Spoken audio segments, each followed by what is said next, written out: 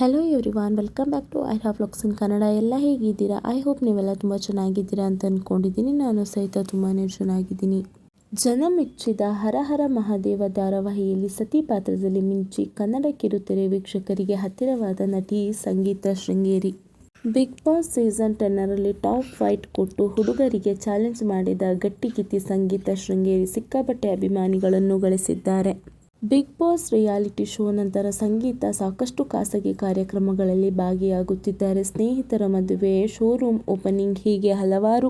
ಸಂಗೀತಾ ಎಲ್ಲೇ ಹೋದರೂ ಅಭಿಮಾನಿಗಳು ಮುತ್ತಿಕೊಳ್ತಿದ್ದಾರೆ. ಅಷ್ಟೇ ಅಲ್ಲದೆ ಶಾಲು, ಪೇಟ, ಹಾರ ಹಾಕಿ ಸನ್ಮಾನ ಮಾಡುತ್ತಿರುವ ಫೋಟೋ ಎಲ್ಲೆಡೆ ವೈರಲ್ ಆಗ್ತಿದೆ.